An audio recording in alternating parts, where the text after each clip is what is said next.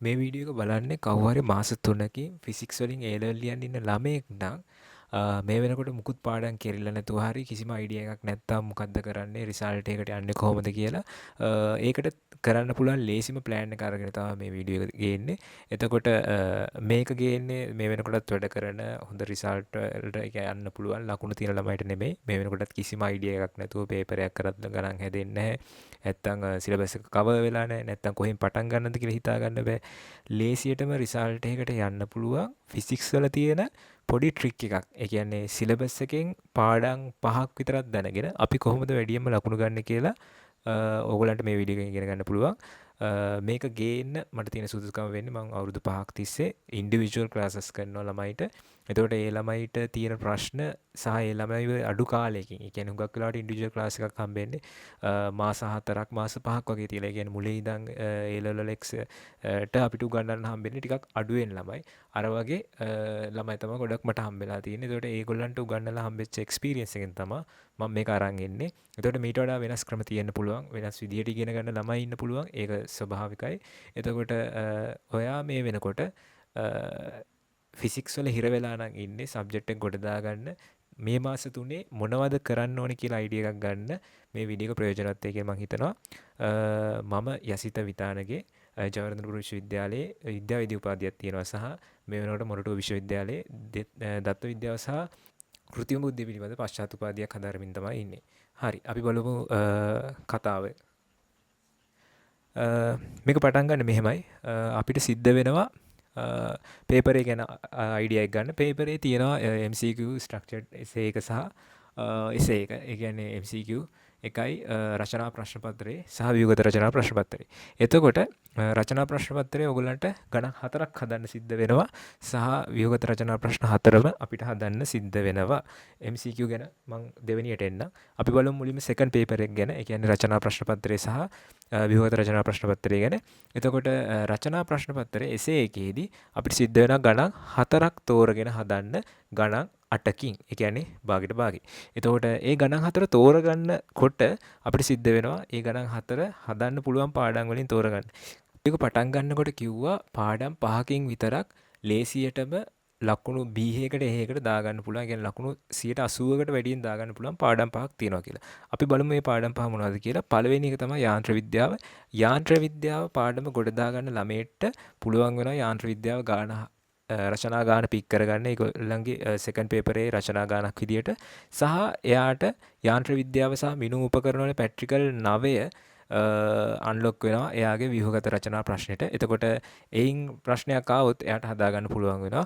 සහ යාන්ත්‍ර විද්‍යාවෙන් විතරක් MCQ එනවා 8ක් 10ක් අතර කවුන්ට් එකක්. එතකොට මේ MCQ ටිකත් ඒ පාඩමට අන්තර්ගත නිසා ඒ පාඩමට වියදම් කරන කොටසට එයාට ලොකු ලකුණු ප්‍රමාණයක් අන්තර්ගත වෙනවා. මොකද සාමාන්‍යයෙන් අපි මාස් ක්ලාස් එකක ෆිසික්ස් වලට ක්ලාස් යනවා නම් අවුරුද්දක් විතර ගණන පාඩමක් යාන්ත්‍ර විද්‍යාව ඕ ලෙවල් වලින් පස්සේ. ඒක ඇවිල්ලා ඒ ළමයිගේ ෆවුන්ඩේෂන් එක හදන්න තියෙන පාඩමක්. එතකොට යාන්ත්‍ර විද්‍යාව පාඩම ගොඩ දාගන්න නැතුව අනිත් පාඩම් පස්සේ එලවනවා කියන එක නිකන් තේරුමක් නැහැ වගේ කතාවක් ෆිසික්ස් වලට ආවහම. එහෙම නොවෙන්න පුළුවන්. ඒ වුණාට යාන්ත්‍ර විද්‍යාව පාඩමෙන් ලොකු ගේම් එකක් මේකෙදි ප්ලේ කරන්න පුළුවන්. සහ දෙවෙනි විදියට අපි දෙවෙනියට තෝරගන්නවා දෝලන තරංග හා ආලෝකය කියන පාඩම. එතකොට ඒ පාඩම තමයි ටිකක් ලොකුම පාඩම විදියට තියෙන ෆිසික්ස් සිලබස් එකේදී.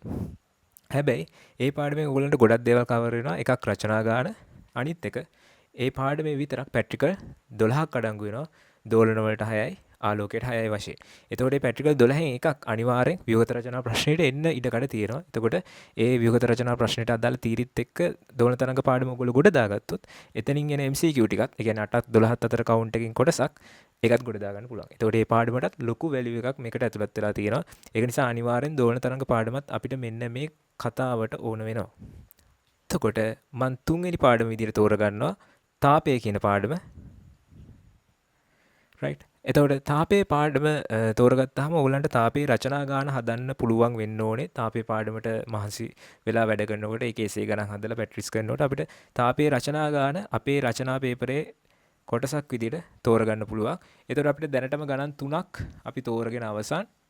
දෝලන තරංග ආලෝකය, යාන්ත්‍ර විද්‍යාව සහ තාපය. ඒතර තාපයේ පාඩමට තියරි ටික කවර් කරගත්තොත් ඒ ළමයාට තාපයේ පැට්‍රිකල් ටික කවර් කරගන්නත් පුළුවන් වෙනවා. ඒතර තාපයේ පැට්‍රිකල් 6න් එකක් අනිවාර්යෙන් ඉන්ඩිකේටර් එකට තියෙනවා. තාපයේ පැට්‍රිකල් 3ක් මේ වෙනකොට අයින් වෙලා තියෙන්නේ. එතකොට ඉස්සෙල්ලා අපි පැට්‍රිකල් 9ක් තිබ්බා හෑන්ඩ්බුක් එකේ. එතකොට දැන් අපි පැට්‍රිකල් 6න් එකකට අඩු වෙලා තියෙනවා. එතකොට තාපේ පැට්‍රිකල් 6න් එකක් ව්‍යුහගත රචනා ප්‍රශ්නේ 3 වෙනි අංකයට බොහෝ වෙලාවට එන්න ඉඩකඩ තියෙනවා. සහ තාපයෙන් එන MCQ ටික 8ක් 10ක් අතර කවුන්ට් එකකට තියෙනවා. එතකොට තාපේ MCQ ටිකත් අපිට අන්ලොක් වෙනවා MCQ පේපර් එකේ.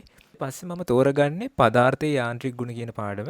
පදාර්ථයේ යාන්ත්‍රික ගුණ කියන පාඩම ටිකක් සාපේක්ෂව පොඩි පාඩමක්, අණු කොටස් 3ක් තියෙන. එතකොට මේක සාපේක්ෂව තේරුම් ගන්නත් පහසු පාඩමක්. ඒ කියන්නේ ටිකක් තේරුම් ගන්න පහසු විදියට තියෙන පාඩමක්. ඒක නිසා හුඟක් අයට පදාර්ථයේ යාන්ත්‍රික ගුණ ඉක්මනට ගොඩ දා ගන්න පුළුවන්. ඒ කියන්නේ පදාර්ථයේ යාන්ත්‍රික ගුණ ගොඩ දා ගන්න කෙනෙක්ට ඒකේ රචනා ගාන හදන්නත් පුළුවන් වෙන්න ඕනි පොතේ හැටියට. එතකොට එහෙනම් ඒ කොටස ගොඩ දාගත්තට පස්සේ ඒකට අදාළ පැට්‍රිකල් 5ක් තිබුණා. ඒකෙන් එකක් අයින් වෙලා දැන් පැට්‍රිකල් 4ක් තියෙනවා. දුෂ්ටාවිතාව එක අයින් වුණා. එතකොට පැට්‍රිකල් 4න් එකක් මේ probability එකක් සම්භාවිතාවක් තියෙනවා ව්‍යුහගත රචනා ප්‍රශ්නෙට. එතකොට ඒ ප්‍රශ්නෙත් ඕගලන්ට මේකෙදි හදාගන්න අන්ලොක් වෙනවා. සහ පදාර්ථයේ යාන්ත්‍රික ගුණ වලින් MCQ 3ක් මේ probability එකක් තියෙනවා. එතකොට මේ පදාර්ථයේ යාන්ත්‍රික ගුණ වල MCQ 3ත් අපේ MCQ count එකට ඇඩ් වෙනවා. සහ අවසාන වශයෙන් මම ධාරා විද්‍යුතය කියන පාඩම තෝරගන්නවා. ධාරා විද්‍යුතය කියන පාඩම තෝරගත්තාම අපිට ලැබෙන දේ තමයි ධාරා විද්‍යුතේ රචනා ගාන ඔප්ෂන් එකක් විදිහට අපිට පැට්‍රිස් කරන්න පුළුවන්. ඒ කියන්නේ මේ රචනා ගණන් 4ක් මේ වෙනකොට අපි තෝරගෙන ඉවරයි. මූලික වශයෙන් හදන්න ඔප්ෂන් එකක් විදිහට ධාරා විද්‍යුතේ රචනා ගාන අපිට පාවිච්චි කරන්න පුළුවන්. ඒ කියන්නේ ඔයා විභාගයට යන්නේ රචනා ගාන 4කට හොඳටම පුරුදු වෙලා සහ අමාරු වුණොත් හදන්න ධාරා විද්‍යුතේ කියන රචනා ගානත් අරගෙන right. එතකොට ධාරා විද්‍යුතයෙන් පැට්‍රිකල් 4ක් තියෙනවා. 4න් එකක් ඕගොල්ලන්ට ව්‍යුහගත රචනා ප්‍රශ්නයට මේ සම්භාවිතාවක් තියෙනවා. එතකොට එතන ව්‍යුහගත රචනා ප්‍රශ්න පත්‍රය කියන්නේ ව්‍යුහගත රචනා ප්‍රශ්න 4ම මේ වෙනකොට ওই පාඩම් 5 ඇතුලේ අන්තර්ගත වෙලා තියෙනවා. මම ඉලෙක්ට්‍රොනික්ස් වල පැට්‍රිකල් 3ක් තියෙනවා කියලා දන්නවා සහ ඒ පැට්‍රිකල් මේ සම්භාවිතාව ගැන අදහසකුත් තියෙනවා. එතකොට ඒව එන්නේ ඊටාම අඩු ගණන් කොටසකට. බොහෝ වෙලාවට ධාරා විද්‍යුතේ ව්‍යුහගත රචනා ප්‍රශ්නේම අවසාන කොටස් වලට තමයි ඉලෙක්ට්‍රොනික්ස් පැට්‍රිකල් එකෙන් කොටස් වැටෙන්නේ. එතකොට ඉලෙක්ට්‍රොනික්ස් පැට්‍රිකල් ටික මම මෙතනට ගාව ගත්තේ නැහැ. ඒකේ මේ සම්භාවිතාව සහ ඒකට එන ලකුණු ප්‍රමාණය ඉතා අඩු නිසා මම දැනට තෝරගත්තේ මේ පාඩම් 5 විතරයි. අපි බලමු මේ පාඩම් 5න් කොච්චර ලකුණු ගානකට ඔයාට යන්න පුළුවන්ද කියලා. හරි මේ පාඩම් 5 විතරක් තෝරගත්ත ළමයිට මේ වෙනකොට රචනා ගණන් 5ක් සහ රචනා ප්‍රශ්න 4ම අන්ලොක් වෙලා තියෙනවා. එතකොට හරි නම් එයාට තියරිටිකලි මේ වෙනකොට සෙකන්ඩ් පේපර් එකට රචනා ප්‍රශ්න 4ක් සහ ව්‍යුහගත රචනා ප්‍රශ්න 4ක් එක ලකුණු 50 කියන මාජින් එකෙන් ලකුණු 45කට උඩින් යන්න පුළුවන් වෙන්න ඕනේ. අපිට මේ පාඩම් 5 හොඳට මාස්ටර් කරලා රචනා ගණන් ටික හදලා ව්‍යුහගත රචනා ප්‍රශ්න ටික හදලා ප්‍රැක්ටිස් කරලා ගියොත් පාඩම් 5කින් විතරක්. ඒ කියන්නේ ඔයා අනිත් ඒවාට ප්‍රයොරිටි එක දෙන්නේ නැතුව මේ ටයිම් එක ඇතුළතදී. එතකොට මේ පාඩම් 5න් විතරක් එන MCQ කවුන්ට් එක විතරක් තියෙනවා 30කට වඩා වැඩියෙන්. මම මේක දන්නේ කොහොමද? මම ඉන්ඩිවිජුවල් ක්ලාසස් කරනකොට ඒ ළමයිට මේ පාඩම් 5 තමයි බොහෝ වෙලාවට කරන්නේ. මොකද ඒගොල්ලන්ට තියෙන ඉතා අඩු කාලයක් නිසා. එතකොට ඒගොල්ලන්ට පාස් පේපර්ස් කරනකොට ඒගොල්ලෝ හැම පාස් පේපර් එකකටම MCQ කරන්න පුළුවන් කවුන්ට් එක 30ට වඩා වදිනවා මේ පාඩම් 5න් විතරක්. right කරන්න පුළුවන් තියරිටිකලි කරන්න පුළුවන් ගාන. ඒක කරනවද නැද්ද කියන එක පැට්‍රිකල්. ඒ කියන්නේ ළමයාගේ ගාන හදනවද නැද්ද කියන එකෙන් කියන්නේ හදන්න පුළුවන්ද ඒ ගාන ක්වෙස්චන් එක තේරුණාද කියන. එතකොට මේ පාඩම් 5න් විතරක් MCQ මේනවා 30කට වඩා. ඔයගොල්ලන්ට තේරෙනවා ඇති. ඒතකොට මෙතන 30කට වඩා තියෙනවා. අතන ලකුණු 50ක් තියරිටිකලි තියෙනවා. කියන්නේ ලකුණු 80ක් තියරිටිකලි. මම මේ තියරිටිකලි කියන්නේ මේක පැට්‍රිකලි කරනකොට මීට වඩා අඩු වෙන්න පුළුවන්. ඒකේ සම්භාවිතාවක් තියෙනවා. එතකොට තියරිටිකලි ළමයට ලකුණු 80ක් ගන්න පාඩම් 5යි භෞතික විද්‍යාව කියන විෂයෙන් අවශ්‍ය වෙන්නේ. ඔයා මේ අගෝස්තු වල ෆිසික්ස් වලින් A level යන්න ඉන්නවා නම් මේ මාස තුනේ ඔයා කරන්න ඕනේ මෙන්න මේ පාඩම් 5 මුලින් කවර් කරගන්න එක සහ ඒ පාඩම් 5න් මේ ජෙනරල් කේස් එකේ තියෙන ක්වෙස්චන්ස් ටික පුළුවන් තරම් ප්‍රැක්ටිස් කරලා ඕගොල්ලන්ට පාස් පේපර්ස් රවුන්ඩ් දෙකක් විතරවත් ලියාගෙන මේ ගණන් ටික හොඳට පුළුවන් කරගෙන අනේකයි කරන්න ඕනේ. මොකද අනිත් පාඩම් වලට මේ වෙලාවේ එළවණ එක තේරුමක් නැහැ. මෙච්චර ලේසියෙන් තේරුම් ගන්න පුළුවන් යාන්ත්‍රික ගුණ දෝලන තරංග පදාර්ථයේ යාන්ත්‍ර විද්‍යාව ධාරා විද්‍යුතේ තාපය වගේ පාඩම් තේරුම් නොගෙන ඔයා ශ්‍රේෂ්ඨ පාඩම් විකිරණ වගේ පාඩම් ඉලෙක්ට්‍රොනික්ස් වගේ ටිකක් ඩීප් කන්සෙප්ට් තියෙන ෆිසික්ස් වල තියෙන දේවල් තේරුම් ගන්න උත්සාහ කරනවා කියන්නේ ඔයාට යාන්ත්‍ර විද්‍යාව වගේ පාඩම් වලට try කරන්නේ නැහැ කියන්නේ ඔයා භෞතික විද්‍යාවේ සෑහෙන තැන් මිස් කරන් තියෙනවා. මේ පාඩම් යාන්ත්‍රික පාඩම් ලොකු වෙනවා. ඒ කියන්නේ ඒවැ කන්ටෙස්ට් එක ලොකු වෙනවා කියන එකේ අදහස වෙන්නේ ඒ ක්වෙස්චන්ස් වල එන කම්ප්ලෙක්සිටි එක සාමාන්‍යයෙන් අනිත් පොඩි පාඩම් වලට සාපේක්ෂව අඩු වෙනවා. හැබැයි මේක මම කියන්නේ හැමෝටම එක වගේ නෙමෙයි. සමහරක් ළමයි ඉන්නවා ඉලෙක්ට්‍රොනික්ස් වගේ පාඩම් වලට දක්ෂයි. සාධාරණ විද්‍යුත් වගේ ඒවට දක්ෂයි. ශේෂ්ඨ පාඩම් හොඳට තේරෙන්නේ නැහැ. එතකොට ඒ පාඩම් පොඩි හින්දා කවර් කරගෙන සෙකන්ඩ් ෂයි එක දැන් කරන ළමෙක් නම් සමහරක් විට ඒව කලින් කවර් කරගෙන ඒවෙන් ගණන් හදලා ඇති ෆස්ට් ෂයි එකේ. එහෙම වෙන්න පුළුවන්. කිසිම ප්‍රශ්නයක් නැහැ. මම කියන්නේ මේ වෙලාවේ ප්‍රයොරිටි නම්බර් වලින් දීලා තියරිටිකලි ලකුණු වැඩියෙන් ගන්න පුළුවන් පාඩම් ටික ප්‍රයොරිටි එක දීලා කරලා ස්ට්‍රැටජි එකක් ප්ලේ කරන්න පුළුවන් විදිහ ගැන.